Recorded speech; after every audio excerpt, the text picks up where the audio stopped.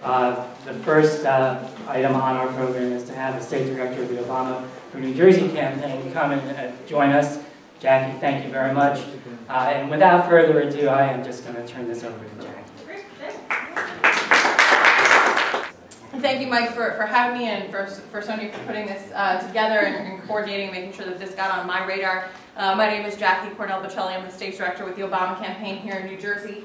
I'm very honored and blessed to work every day to support this president and the accomplishments that he has done over the past 3 and change years, and looking forward to re-electing him here in New Jersey and across the country. Real quick snippet about me: I'm New Jersey born, raised, educated, and worked. I've sort of lived and worked all over the state, but sort of a New Jersey native for sure. And so I wanted to just get that out there, because a lot of times people think, well, who in the hell is this person trying to tell us how to run our state? I come from a nonprofit background and then worked my way into electoral politics over several years, and I'm really, again, as I said, very happy and blessed to and honored to represent the president here in New Jersey.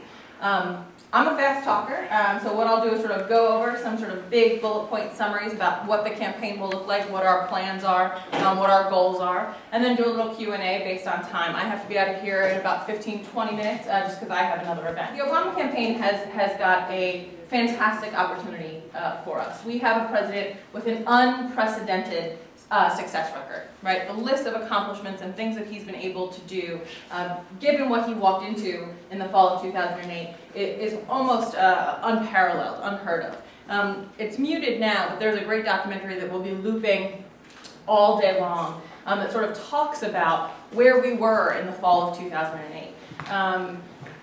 And not to somber the mood here, but we were in a really bad place financially. I mean, we were on the brink of a full-on blowout depression. Probably worse than many people in this room have ever seen, definitely worse than anything my generation has ever experienced.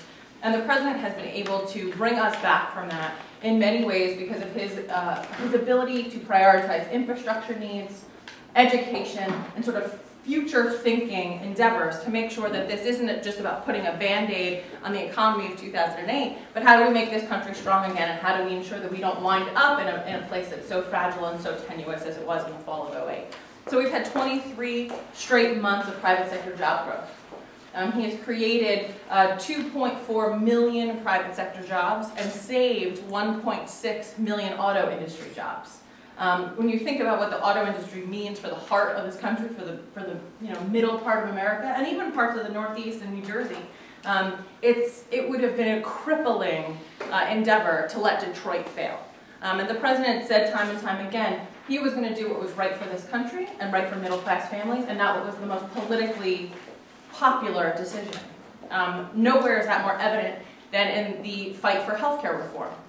The president put a lot of political capital on passing the federal health care law because he knew that healthcare stability is one of the biggest reasons for financial distress among middle-class families. All it takes is one bad car accident, one bad disease, and a family could be broken down and crippled into bankruptcy in a few short months. We're working all over the state to talk with people and actually share the stories of people who got leukemia, and while they had insurance, with those caps that were in place, they were hitting their lifetime cap limit for treatment with just what they needed to stay alive with leukemia, or other breast cancer, or other types of things like that. No longer the case, right? There are no longer lifetime caps on coverage.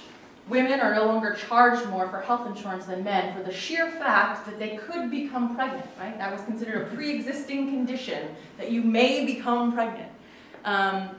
Think about what that means to a single mom who every single dollar cut out of her paycheck matters. Or any mom, right? Any woman, every dollar matters. So if you're getting now equal rates for health insurance, that adds up. That's real cost savings in your pocket. I don't have to tell you all what an important protection the ability to not be bounced off of insurance because of a pre-existing condition, right? How many people here in New Jersey and around the country were what we call job lock? They were locked into jobs that didn't pay that well because while they were there they had something, a stroke, a heart attack, some sort of an event, that if they were to leave that job and get a new job, they probably wouldn't be able to get insurance. So they were stuck in either a dead end or not paying as well jobs. My family was one of them. My dad had a heart attack in his late 40s, and we were sort of held into the job that my mom had, because that's where our family had our health insurance from. And there was a real fear that if we had left, he wouldn't be able to get coverage because now he had this pre-existing condition. Think of how many people have stories like that. So the president has, again, put a lot on the line for us, and I think now it's time to help put some of our time and effort on the line for him. Our path to victory is a two-pronged approach. We are going to work all the way local, up and down the ticket, so everything from the president, Senator Menendez, members of Congress, all the way on down local to council level, right, with a coordinated effort. Many of you sort of know what that's called. We tend to call them coordinated campaigns, where we work for Democrats up and down the ticket all over to just bring out Democratic voters, bring out Democratic support. The other big thing that we're doing with the campaign is this is a national election, so we've got national priorities. And for us, it's ensuring that we win not only New Jersey for the president, but that we win the state of Pennsylvania. We have 43 different maps, equations that will get us to 270 electoral votes on election night. Almost every single one of them includes Pennsylvania. So without winning the state of Pennsylvania, we now have to pick up states like South Carolina, Ohio. We've got to play a lot of math here. Elections, more or less, are a big fancy statistical mathematical equation. So we need to make sure that we hold on to New Jersey, of course, but also bring our neighbors to the west with us. This has been made much more critical in the past 20 some odd days with the passage of a voter ID law in the state of Pennsylvania. Have folks heard of this at all? A little bit? Okay, some yeses, some nos. So on March 15th, the Republican legislature and the Republican governor signed a voter ID law in the state of Pennsylvania. So this only applies to PA, but what it means is that you cannot vote in November without a passport, a PennDOT ID, so license, or you can get, for identification purposes, ID from Pennsylvania Department of Transportation, or a photo college ID with an expiration date from a college within the state of Pennsylvania. Currently, none of the big colleges in the state actually have expiration dates on their student IDs. So we're working with young Democrats to make sure that they all just say years, right? It'll say like 2012-13. They actually have to say like May 13 or May 15. So this for us is a really, it's a serious issue. Because now we have to make sure that everyone who wants to go vote has to have these types of paperwork. Again, a passport, a PennDOT ID, or a school ID. Where this becomes a very big hurdle is for seniors and for low-income folks. Because what if they do not have the birth certificate that they need to go get the PennDOT ID? Pennsylvania is a very similar system that we have, like a 6-point system. So if you don't have the mobility means to go get to Harrisburg or get to wherever you need to get a new birth certificate, or the financial means, right? We could be talking about hundreds of dollars. The other thing that is that we have to be, again, educating people about is making sure they have the right ID. My aunt had what she perceived was a birth certificate. She got married, sent her kids to school, paid her taxes, had a driver's license, lived her life. It wasn't until she was retired that she ever was going abroad and she had to apply for a passport. When she applied for the passport, she was actually told that what she thought was a birth certificate, and when she had used her entire life to do everything else, was actually a baptismal certificate from the church. Because she was born in home, right, in the 40s, and she got baptized, and she had that piece of paper, and throughout her whole life, she thought she had a birth certificate. Turns out she actually didn't have a legal birth certificate. So this is the reason why we're starting now. We're talking to Pennsylvania voters today to make sure that they are getting whatever type of ID that they need, whether it's a passport, that PennDOT ID, or that college ID, so that there is no way that any vote gets left on the floor, sort of left on the sidelines on election day because of a paperwork issue. We're obviously also fighting this in court, but it is important for us to be turning these lemons into lemonades by talking all year long to these voters now about the law and then about the president and his accomplishments. How we do that is very similar to 2008. We're going to do what we did then and just do it better and smarter. So we're going to do lots of meetings like this where we mobilize volunteers to do the work of the campaign, hosting phone banks, having house parties, showing that documentary to people, letting them see what's out there, see what the president has done. Giving you, and we've left some stuff up here, facts and statistics and accomplishments of the president, so that when you're talking to folks and they're wishy-washy or not really, I don't want to say lying, but they have mistruths, right? They have mistruths. You can actually give them the facts. You can tell them what's actually happening. We need everyone to sort of do what they did in 08 and do it better. This is going to be a hard, long, 206 days till election day. But what we need people to do is sort of get engaged in the process early so that we can build the type of capacity that we need in every single corner of the state. We are organizing volunteer teams every single place in the state, and sort of what I say to folks is really get a group together. Get a group like this, and I've been in a few different spots in the county, and we've been all over the state. Tell me you need an hour training, tell me you need a 5-hour training. We'll do everything from canvassing, phone banking, messaging. I mean, we'll sort of run the gamut of what we can do. We talk about the maps, looking at like this state versus this state. How do we get to that magical 270 number? So we're happy to do that in whatever sort of variety of ways that you all see fit. The last thing I will plug before I sort of move on to Q&A is making sure that if you are an online person, using the tools that we've got on the internet to your benefit to organize and educate and inspire your communities. BarackObama.com is a wealth of information. We have talking points and information and fact sheets both by communities and also by issues. So if you're a woman who's interested in healthcare, we've got a talking point sheet for you about how the healthcare bill and the accomplishments of the president on healthcare initiatives affect you as a woman, right? If you're somebody who's all about taxes, we've got information and talking points about the Buffett rule, about how the president has cut taxes for 95% of Americans. We've got that information for you. It's all PDF'd, 2 little quick clicks, and you've printed out something that you can now hand out, carry in your wallet, carry in your purse. We also have all of our events that are listed on BarackObama.com, so you can find things. I was talking to you guys here from PPAC who were saying that they found this event on our website. So look for events and post events. If you're getting together, if you're having a club meeting in Hillsborough, put that on our website, because it might just bring out a handful of people who are Democrats in Hillsborough that you all might have not talked to before. And it gets some more people involved in your local efforts and helps our larger national strategy. I see some young folks in the room, so I will plug some of the cool things that we do. So we are active on Instagram, Foursquare, Tumblr, Twitter, and Facebook. So if you are on those sites, some of you probably have no idea what the hell I but some of you are. I saw some nodding smiles. So if you are down with those tools, know that we're there. You can a good rule of thumb is if you search the hashtag Barack Obama on any social media platform, you will find us. We have both national pages and the New Jersey specific pages, so we can kind of get information out in both directions.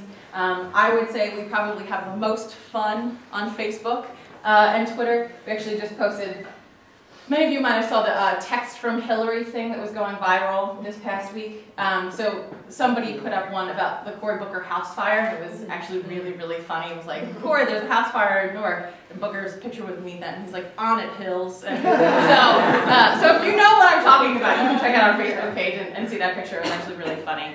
But the big thing is that we're doing both, right? We're in your communities, we're knocking on doors, we're making phone calls, but we're also online. Our idea is that online and offline are not two separate things. It's all one big integrated system that we do to push things, in both directions. But again, I think that the best thing you all can do is think about what your skill set is or what your community is, right? If you're a PTA member or your kids are doing, what is it, it's like soccer season, baseball season, t-ball season now, right? Think about ways that you can educate and talk to your friends in a sort of non-hostile way. I don't want to shove anything down anybody's throat. But we have stickers, we have buttons, we have a ton of stuff online. Our office in North Brunswick will become a store site sometime in May, so you'll actually be able to come to our office and buy t-shirts on the spot, so you don't have to wait a couple weeks to get them online. We'll have more and more buttons and stickers and things too as the campaign unfolds. We take interns as young as 16 and as old as you want. Our spring fellows, our spring interns right now, are probably a 50-50 split of seniors and folks who are either retired or working part-time, and a whole bunch of collegiate, high school, and just out of college folks. So the mean age when we did the math was actually about 48, because it balanced out between the folks who were in their 60s and 70s and the folks who were in their 20s. And I guess I'll do Q&A. I've got like 10 minutes or so. Real quick too, I didn't talk about voter registration. Know that we are doing voter registration throughout the state. Our biggest concentrations are high school seniors and college students, because that's the biggest, bang for the buck in terms of people who are turning 18. We're also focusing vote by mail in senior communities predominantly, because that's, that's a good pool of people who might not be able to get to the polls. So I can hear you. Yes, 2 questions on voter ID. Sure. That seems to be popping up in multiple states. Does that have anything to do with ALEC? And do you see anything in the pipeline in New Jersey involving that? So good question. I don't want to speak to whether or not how it is or isn't involved with ALEC. It's a good question. But in terms of New Jersey, I'm fairly confident that we will not see something like that pass, because we still have a Democratic legislature. And I don't believe the Democratic legislature would put something like that up, because it hurts Democrats, right? Voter ID laws hurt, again, and I mentioned this, seniors who have the sort of mobility issues of how they go get the new paperwork, and low-income folks who might have the fiscal restraints of $100 or $200 to go get that. Yeah, so Democrats, I don't think, I know our legislature fairly well, at least I try to, have a sense of what I think they will and will not do, and I don't see them putting something up like that here in New Jersey. We're going to have a panel this afternoon, let me put a plug in, shameless plug, on voter rights, voter suppression, and ACLU cases that have been brought in states where they have passed legislation which tantamount to voter suppression. Sure. Which we know millions of people will be disenfranchised. Urban voters, older folks, college students, by restrictive requirements. So also voter rights, everybody should be aware of in New Jersey. In the event you do go to the polls and they say, gee, your name isn't in the book, you should know what your rights are. To say, I want a provisional ballot. And there will be printed information given out this afternoon on voting rights of citizens in New Jersey. So, and we will have, as the election draws closer, I mean, in many respects, 206 days is a very far away figure, and it's a very close figure, depending on what you're thinking about. But into the summer, we will launch as part of our website information that's state specific on how you register, what the voting rights are in the state, we have provisional ballot. Every state does it differently. How you vote by mail, what's the paperwork for that, how it all happens, who your clerks are. So all of those pages on our website will launch probably sometime in the summer, definitely before Labor Day. We're still ironing that out. As you can imagine, the back end of that is significant. There's 50 states plus all of the territories and all those other things that we've got to do. So we've got folks doing research to make sure that everything is online, very, very quick and easy to print out, and in English and understand, and I don't mean that English versus Spanish, I mean in common speak. It will also be in Spanish, in common speak as well. So we're working to make both our entire website bilingual in Spanish and in English. Other questions? Anybody? Somebody else. Okay. I want to ask a question. I follow a lot of political things online. I get a lot of media and press items. I have a question about suddenly New Jersey seems to be popping up, like Jerome Corsi giving his speech up in Morris County, the 2 birthers that just popped up. There seems to be a lot of that coming up all of a sudden. I'm noticing as you go to the different areas where people post, that I'm seeing posting with reference to case law that obviously they don't understand it, but it's coming from somewhere. Do you see anything happening in New Jersey that's suddenly encouraging this all to come up in the last maybe 2 weeks? Well, the reason a lot of things have come up sort of in some of those communities is because that there was a challenge to the president to get him on the ballot. We fought that in court already, and it's over, it's fine. But it generated buzz in some of these more, again, birther or conservative Tea Party groups. The case, I was in court for it. It was heard, but the judge ruled that obviously the claims that they were making had no merit based on New Jersey state law. And the Secretary of State agreed with that judge's decision. The case was appealed to her, and she said, the judge was correct in his decision. So that was probably why, if you're following conservative sites, There was some chatter on that. My big thing, and obviously there are people who, you know, how do I say this? There's always going to be people who are not in favor of the president. This will never change, right? No matter who it was, right? No matter, you know, on every side, there's always going to be people who are dissatisfied. There are obviously a lot of people, for a lot of different reasons, who are unhappy with the president, most of which are very much unfounded. My pitch to you is the best thing you can do is actually help us re-elect the president, and to not get bogged down in sort of this keyboard warrior, blogosphere, like he said, she said arguments. Because at the end of the day, what you're doing is talking to the choir. Whether the choir is supportive of the president or not, you're speaking to the choir. So if you help us talk to those sort of up for grabs, persuadable voters, that will actually shape the election, sometimes much more than getting into a kissing match, but a tit for tat online with people who do or don't disagree with you. So my big thing is, you know, you could do that if that fires you up, but then turn that into actual action to talk to voters, register voters, engage the public in sort of a forum that works for them. There will be 40% of the population that always votes for this party and 40% of the population that always votes for that party. How do we talk to those people in the middle and get them to support the president is how we win the election. So, anybody has anything else? I'm happy to turn it back over. Yes. Jackie, we saw you in February in Hillsborough, and Yes. I think you were just named director.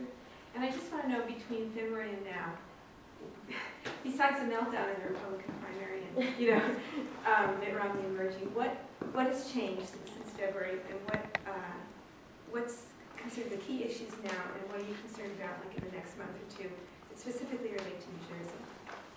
In terms of issues or in terms of activity? Or Issues for the campaign. Issues for the campaign. Strategy. Yeah, so we are going to continue to spend most of the spring talking about healthcare and the benefits of healthcare. We have found that overwhelmingly people do not like the healthcare law when we poll them on the law, but everyone, Republicans, Democrats, Independents, all different age categories, all over the country and in New Jersey, like the pieces of the law. Right? They like that there's not a cap. They like that pre-existing conditions are no longer a barrier to care. So what we're going to do is spend a lot of time basically breaking the law into pieces and pushing and promoting those pieces so that people understand, oh, I like this and I like this and I like this. That's great. There was an interesting joke that someone made. Well, I don't like pizza. Well, I'm going to take dough, and I'm going to put cheese on it, and I'm going to put tomato sauce on it, and then I'm going to put pepperoni on it. Oh, that sounds delicious, right? That's what we're going to do here. We're going to give them the dough and the sauce and the cheese and the pepperoni. They don't really realize that they just are supporting this pizza that is healthcare reform. The other big thing that we're going to continue to keep talking about is the buffer rule and a lot of the issues that are sort of unfortunately out there, mistruths about the president's ways he's cut taxes, right? Ways that he's improved job creation, ways that he's made sort of sustainability and infrastructure a big key of the ways that we're not just going to get out of a recession, but make ourselves stronger. So you're going to see more and more stuff like that coming out of our office, in our call scripts, on our websites that we're pushing. Those are going to be the sort of the messages of the next several weeks and probably 2 months or so. Obviously, our primary is coming up in June, so we're going to do stuff in April for the Pennsylvania primary and educating on those voters on their new law, but then we're going to do sort of just good democratic work to just drive out participation for the primary. Even though the president is running unchallenged, it is a very good opportunity for us, realistically, and many of you who have done this over the years, you know this, call through the voter file to clean up the phone numbers that are in it, so that come August and September and October, when like the calls really matter, we've got nice, clean, deduped, no bad phone numbers, no wrong numbers, no disconnects. So we're going to use that opportunity too here on the ground. Does that get to some of what you were saying? Great. Thank you. Thanks. Perfect. Well, thank you so much, everybody. With cynicism and down.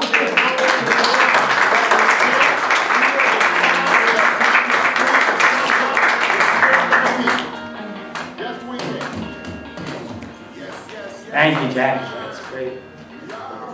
We have a remarkable opportunity. We have a ticket that starts to begin with President Obama and Hillsborough ends with me. So I'd like to say from beginning to end, we're really doing wonderfully. And where we are met with cynicism and doubt, and those who tell us that we can't, we will respond with that timeless creed that sums up the spirit of a people. Yes, we can. Yes, yes, yes, it's time. We all come together. Ha ha! Barack Obama. Yes, we can. Barack Obama.